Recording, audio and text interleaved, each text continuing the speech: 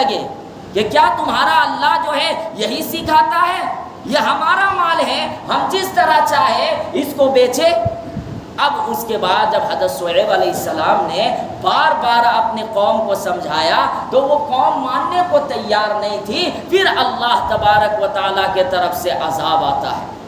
اور قرآن کے اندر اور احادیث کا مطالعہ کرنے سے پتہ چلتا ہے کہ حضرت شعیب علیہ السلام کی قوم پر بہت سخت عذاب آیا تھا۔ وہ عذاب اس طریقے سے آیا تھا، مختصر میں بتانا چاہتا ہوں ورنہ بات بہت لمبی ہو جاتی ہے۔ مختصر میں یہ بتانا چاہتا ہوں کہ حضرت شعیب علیہ السلام کی قوم پر عذاب جو آتا ہے پہلے اس طرح آتا ہے کہ 3 دن تک لگاتار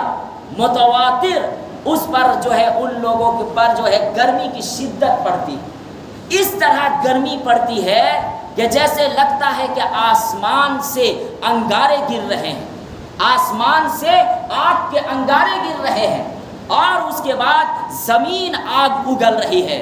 اس طریقے سے حضرت شعیب علیہ السلام کے قوم پر 3 دن تک اس طریقے سے جو ہے اللہ کا عذاب آیا، بہت سخت گرمی پڑنے لگی، اتنی سخت گرمی کہ اس کی وجہ سے حضرت شعیب علیہ السلام کی قوم پریشان ہونے لگے، بلبلانے لگے کہ آخر کیا انجام ہوگا، کہیں ایسا نہ ہو کہ اس گرمی کی وجہ سے ہم سب مر جائیں۔ اب اس کے بعد 3 دن کے بعد اچانک آسمان کی طرف سے ایک بادل کا ٹکڑا بستی کی طرف آنے لگتا ہے۔ اب وہ لوگ جو 3 دن سے پریشان تھے، بلبلا رہے تھے، پریشان حال تھے گرمی کی وجہ سے، جب دیکھتے ہیں کہ آسمان سے بادل کا ٹکڑا بستی کی طرف آ رہا ہے اور اس کے نیچے ٹھنڈی ہوائیں چل رہی ہے، تو وہ لوگ کیا ہے بستی کو چھوڑ کر اس بادل کے ٹکڑے پر جاتے ہیں کہ میں وہاں پر بیٹھوں گا تو ٹھنڈی ہوائیں مجھے ملیں گی، راحت ملیں گی، اور یہ جو گرمی کی شدت ہے اس سے ہمیں نجات حاصل ہوگا۔ لیکن اللہ تبارک و تعالیٰ کو کچھ اور منظور تھا۔ اللہ تعالیٰ کو یہ منظور تھا کہ جب یہ توحید اور بت پرستی میں یہ مبتلا ہے، جب یہ تجارت کرتے ہیں اور اس میں ڈنڈی مارتے ہیں، جتنا حق ہے جو ہے لینے والے کا اس کو نہیں دیتے ہیں، اور اس کے ساتھ ساتھ مسافروں کو اور آنے جانے والے کو یہ پریشان کرتے ہیں، حضرت شعیب علیہ السلام کی باتوں کو ماننے کو تیار نہیں، تو اللہ تبارک و تعالی اس کو سخت عذاب دینے کے لیے پھر وہ یہ کرتے ہیں کہ جب آسمان کا وہ بادل کا ٹکڑا جب بستی کی طرف آتا ہے، سب لوگ دوڑتے ہوئے جاتے ہیں وہاں پر۔ جب سب لوگ ایک جگہ جمع ہو جاتے ہیں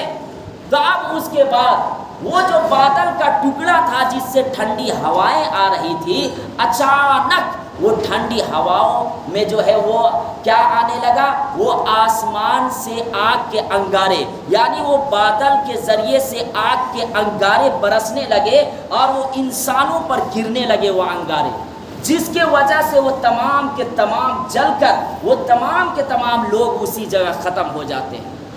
اللہ تبارک و تعالیٰ وہ تمام لوگوں کو اس لیے جمع کیے ہوئے تھے کہ یہ لوگ ایک ساتھ اس پر اللہ کا عذاب آئے گا تو اس کی شکل یہ بنائے کہ سب سے پہلے تو وہ لالچ دیے کہ 3 دن تک گرمی ہوئی، اور گرمی کے بعد پھر جو ہے اچانک آسمان کے طرف سے وہ بادل کا ٹکڑا آیا، اور اس بادل کے ٹکڑے سے ٹھنڈی ہوائیں چل رہی تھی۔ جب سب لوگ جمع ہو گئے تو اچانک وہ ٹھنڈی ہواؤں کی جگہ سے وہ جو ہے آگ کے انگارے گرنے لگے، اور وہ آگ کے انگارے کا اتنی تاثیر تھی کہ وہ گولی ریوالور سے زیادہ اثردار تھا۔ وہ جیسے ہی انسانوں پر گرتا تھا وہ آگ کا انگارہ فوراً اس کو جلا کر ختم کر دیتا تھا، وہ تمام کے تمام لوگ ایک ساتھ ختم ہو گئے۔ یا اللہ کی اتنی سخت پکڑ کیوں آئی تھی؟ اس وجہ سے کہ وہ تاجر تو تھے، تجارت تو کرتے تھے، لیکن جب کوئی آدمی خریدنے کے لیے آتا تھا تو اس کا جو حق تھا وہ حق اس کو نہیں دیا جاتا تھا۔ آج آپ دیکھیں، جائزہ لیجئے، بازاروں کے اندر ہو یا سامان بیچنے والے جو بھی ہوتے، چاہے دکانوں میں ہو یا بازاروں میں ہو، بزنس کرنے والے کتنے ڈنڈی مار رہے ہیں، اور جو مال صحیح نہیں ہوتا ہے اس کو بھی بہانہ کر کے اور قسمیں کھا کھا کر اس کو ہم جو ہے اچھا ثابت کر کے اور اس کو بیچا جا رہا ہے۔ بعد میں جب وہ سامان لا کر گھر میں کھول کر دیکھا جاتا ہے تو وہ مال جو ہے ردی قسم کا ہے، تو اب یہ بھی دھوکہ ہوا اور اس کا بہت بڑا گناہ ہے۔ تو اللہ تبارک و تعالیٰ نے حضرت شعیب علیہ السلام کے قوم پر جو عذاب نازل کیا وہ اس وجہ سے کہ وہ تجارت تو کرتے تھے لیکن اس تجارت کا جو صحیح حق تھا جو بندوں کو دینا چاہیے تھا اس میں وہ کمی کرتے تھے۔ اب اگر ہم بھی اس طریقے سے گناہ کریں گے تو یقیناً اللہ تبارک و تعالی ہم سے جو ہے ناراض ہوگا اور اس طرح مال کو بیچنا ناجائز اور حرام ہے۔ اب یہاں پر دیکھیے سورہ مطففین کی جو ابتدائی آیت ہے، یہ تطفیف جو کہا گیا ہے صرف تجارت کرنے والوں میں جو کمی کرتے ہیں تاجر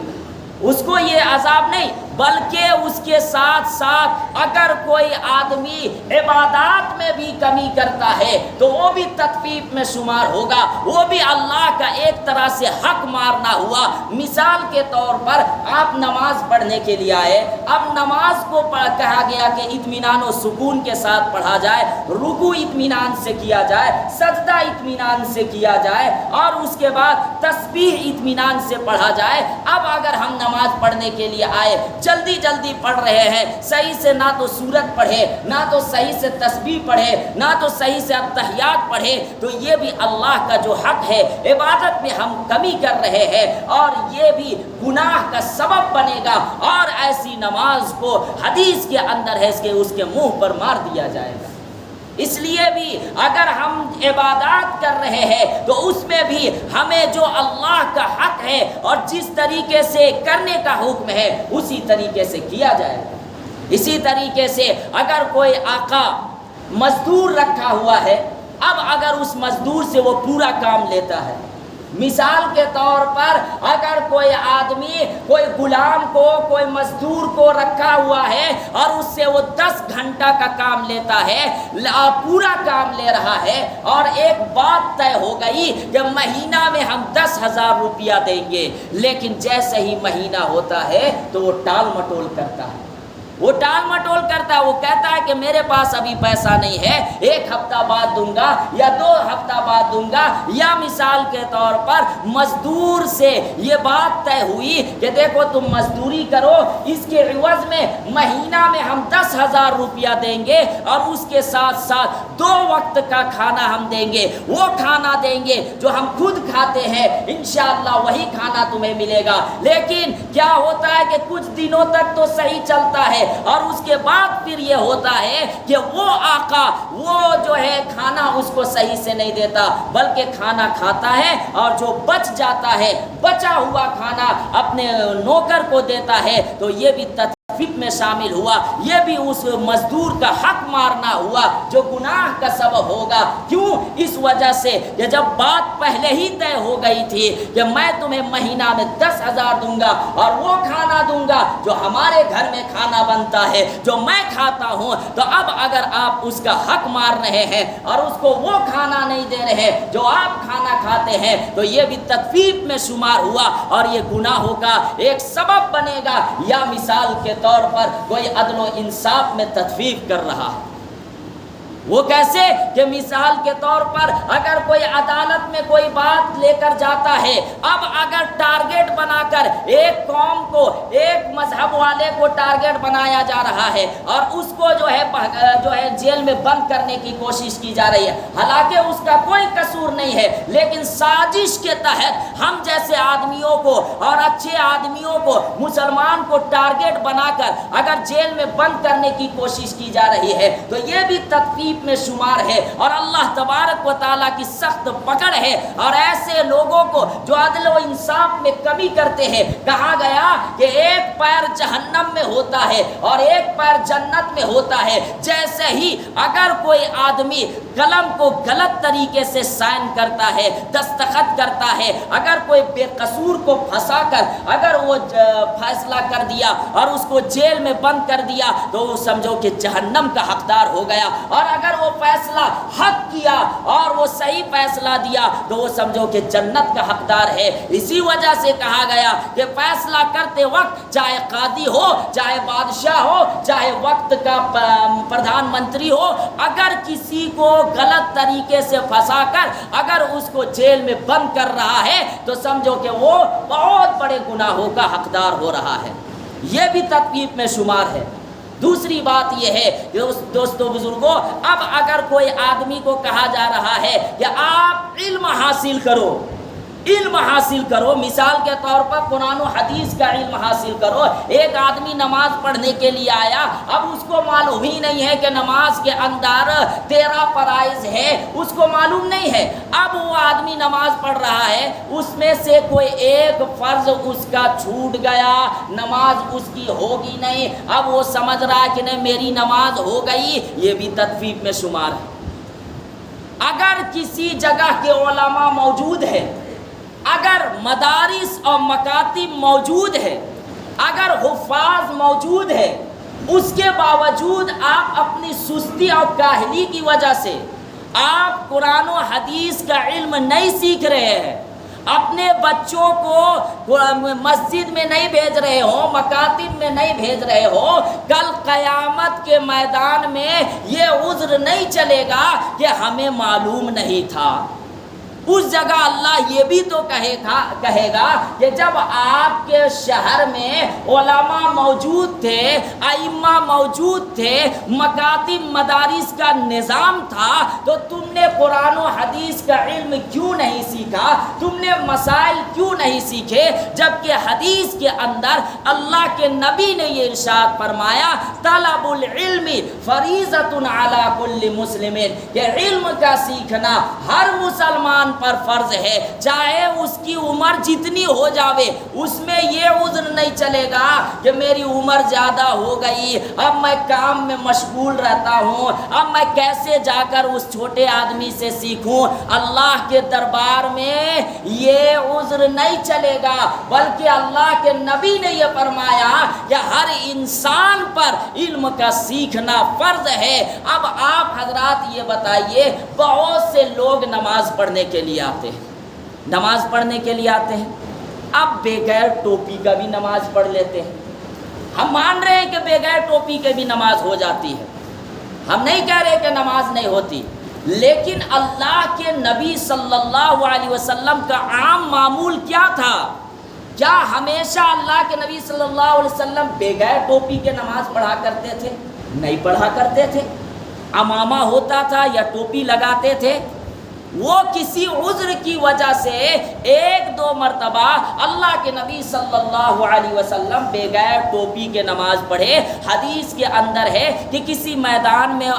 جو ہے آپ صلی اللہ علیہ وسلم کھلے میدان میں نماز پڑھا رہے تھے، جنگ میں گئے ہوئے تھے، اس دوران جب نماز پڑھا رہے تھے تو اچانک ہوا چلتی ہے اور ہوا چلنے کی وجہ سے ٹوپی سر سے اڑ جاتی ہے، تو وہ بغیر ٹوپی کے بھی اللہ کے نبی صلی اللہ علیہ وسلم پڑھ لیتے ہیں۔ لیکن اللہ کے نبی صلی اللہ علیہ وسلم کا عام معمول کیا تھا؟ ٹوپی لگا لیا کرتے تھے۔ ہاں اگر کوئی عذر ہو،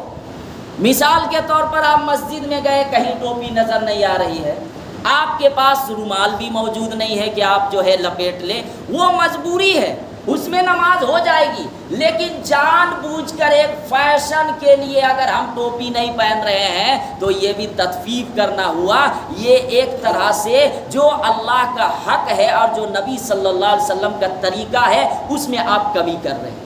اس میں وہ کمی کر رہے ہیں۔ اب آپ کو کہا گیا کہ جب آپ مسجد کے لیے آئے تو آپ اچھے طریقے سے آئے، عمدہ کپڑا پہن کر آئے، خوشبو لگا کر آئے، لیکن آپ نماز پڑھنے کے لیے آ رہے ہیں۔ بہت سے لوگ ایسے کرتے ہیں کہ وہ ہاف گنجی پہن کر بھی آ جا رہے ہیں،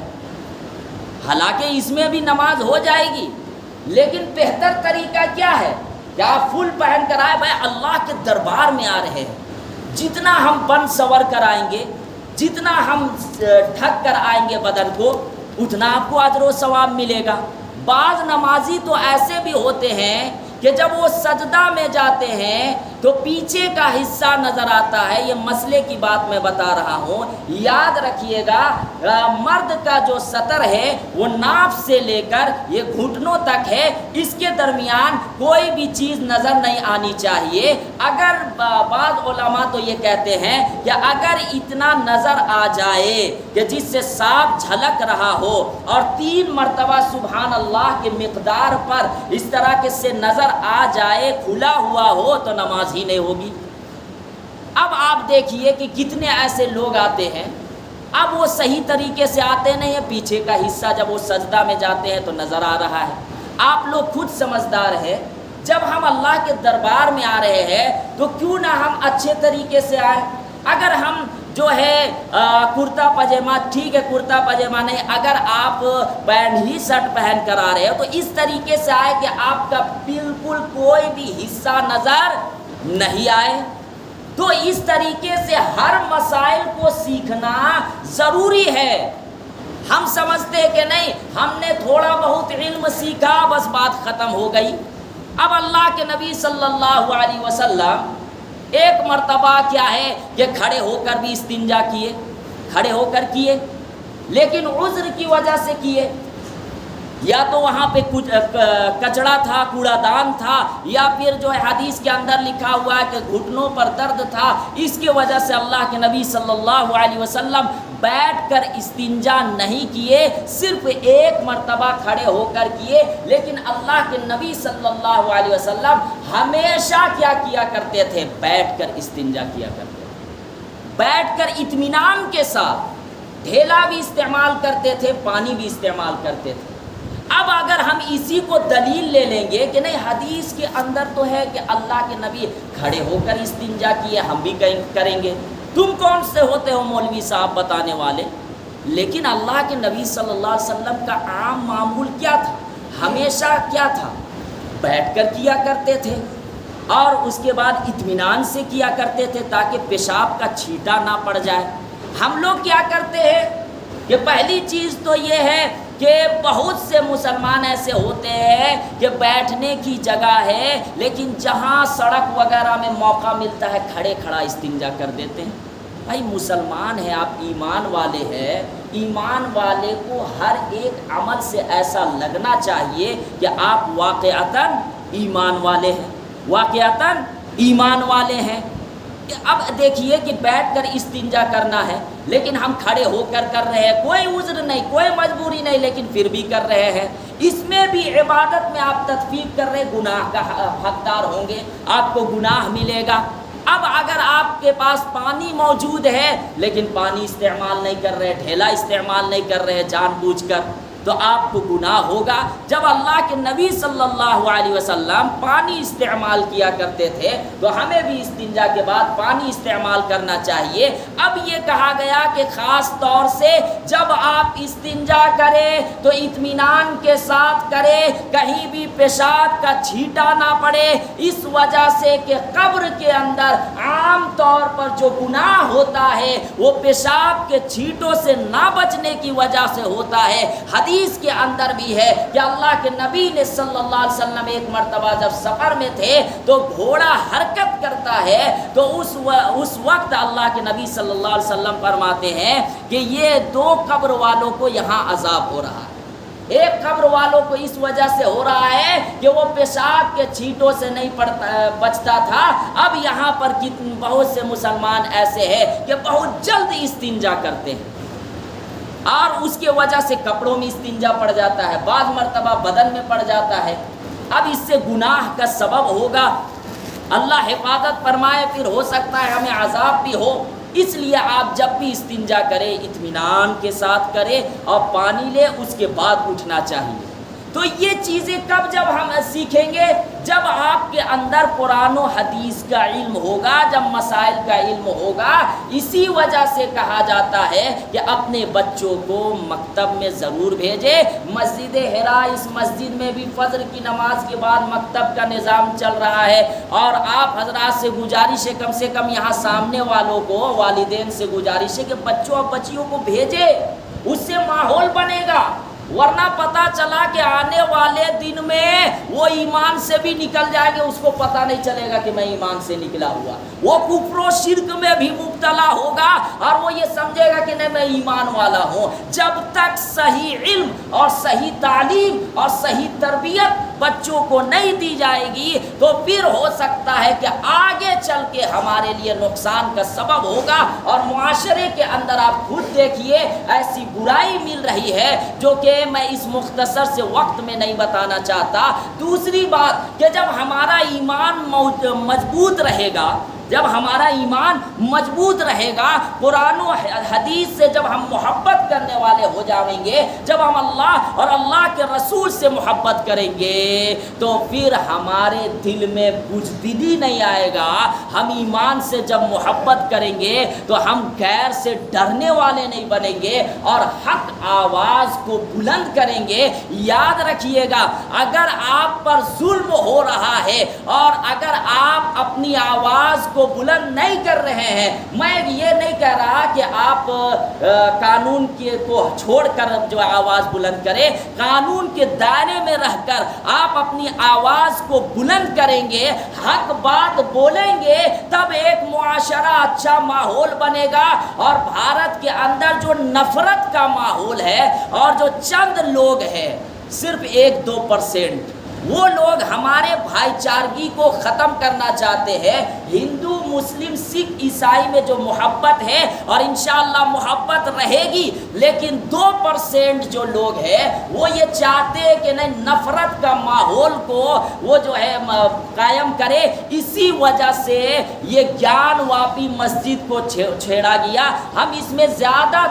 لمبی بات نہیں کریں گے، بس مختصر اشارتاً یہ بتانا چاہتا ہوں کہ بھائی آپ اپنے حق کی آواز کو بلند کیجئے۔ اب یہ کہا جا رہا ہے اس مسجد کے اندر ایک حوض ہے، ہر مساجد کے اندر حوض ہوتا ہے۔ اب اس مسجد میں ایک بیچ میں بنا ہوا ہے، اصل میں اس سے فوارہ نکلتا ہے۔ ہم نے کئی مساجد کے اندر یہ دیکھا، جب آپ سعودی عرب دبئی وغیرہ میں جائیں گے تو وہاں بھی دیکھیں گے بیچ میں اس طریقے سے بنایا جاتا ہے، اس سے جو ہے پانی فوارہ نکلتا ہے۔ اب وہ لوگ یہ دعویٰ کر رہے کہ نہیں یہاں پہ شیولنگ ہے، سیولنگ ہے۔ دیکھیے میں یہ حق بات اس وجہ سے بول رہا ہوں کہ قانون کے دائرے میں رہ کر اگر آپ اپنی آواز بلند نہیں کریں گے، کل جا کے اس مسجد میں بھی کوئی دعویٰ کر دے گا کہ نہیں یہاں پہ فلاں مندر تھا، یہاں پہ وہ مورتی تھا، پھر آپ کیسے جواب دیں گے؟ جواب تو دینا ہے۔ اب دیکھیے وہ اصل میں جو شیولنگ ہوتا ہے اس میں درار نہیں ہوتا ہے، لیکن اس میں درار ہے۔ دوسری بات یہ ہے کہ ہر حوض میں اکثر مساجد کے اندر اس طریقے سے حوض بنا ہوا ہے اور اس میں بیچ میں اس وجہ سے رکھا جاتا ہے کہ اس میں فوارہ کی طرح پانی نکلتا ہے۔ اور اس کے بعد 1991 میں ایک قانون جو ہے بنا تھا، وہ نرسنگھا راؤ جو ہے قانون بنائے تھے کہ 15 اگست 1947 سے پہلے جتنے بھی دھارمک استھل بنے ہیں، چاہے مسجد ہو، چاہے مندر ہو یا گرجا گھر ہو، تو اس سے پہلے یعنی 15 اگست سے پہلے اس کو یہ قانون بنا تھا 1991 میں کہ اس کو آپ توڑ کر دوسرا دھارمک استھل نہیں بنا سکتے۔ یعنی اگر ایک مرتبہ مسجد بن گئی ہے تو اس کو آپ مندر نہیں بنا سکتے، مندر ہے تو مسجد نہیں بنا سکتے ہیں۔ یہ 1991 میں بنا ہوا، آپ خود جو ہے پڑھ سکتے اگر آپ لوگ پڑھے لکھے ہیں، اور الحمدللہ آپ لوگ پڑھے لکھے ہیں، اور جو نہیں ہے تو کم سے کم پڑھے بھائی، اپنا ایک چینل بنائیں اور حق آواز کو بلند کریں۔ نفرت کو ہم لوگوں کو ختم کرنا ہے، میں یہ نہیں کہہ رہا کہ آپ نفرت کیجئے، لیکن جو اپنی چیز ہے، جو ہم لوگوں کی چیز ہے، اس کے لیے اگر ہم آواز بلند نہیں کریں گے تو یہ ہمارے لیے افسوس کی بات ہے۔ کل جا کے تاج محل میں یہ کہہ دیا جائے کہ یہاں سے شیولنگ نکلا ہے، تب آپ کیا کریں گے؟ سر میں ہاتھ رکھ کر بیٹھے ہوئے رہیں گے؟ یہ بزدلی کی علامت ہے۔ حق آواز بلند کیجئے ورنہ کل جا کے آپ کو پچھتانا پڑے گا۔ یہ میں بھڑکانے کے لیے بات نہیں کہہ رہا ہوں، قانون کے دائرے میں پڑھیے سویدھان کو، اور اجازت جو دیے ہے لڑنے کی، جو قانون کے دائرے میں اس کو ہمیں بلند کرنا ہے اور حق آواز کو بلند کرے۔ جب ہماری مسجد اور مدارس میں نشانہ بنایا جائے گا تو پھر آپ کا دین کیسے محفوظ رہے گا؟ جب آپ کی مسجد ہی چھین لی جائے گی، ایک ایک کر کے دعویٰ کیا جائے گا جھوٹ موٹ کا، تو پھر آپ کیسے اپنے ایمان کی حفاظت کریں گے، اپنے بچوں کی حفاظت کریں گے؟ اللہ تبارک و تعالیٰ سے دعا ہے کہ اللہ تعالیٰ ملک کے ماحول کو سازگار بنائے اور ہر مذاہب میں محبت عطا فرمائے، اور ڈاکو اور شرپسندوں سے اللہ تعالیٰ حفاظت عطا فرمائے۔ تو جو سنت نہیں پڑھے ہیں وہ سنت پڑھ لیں۔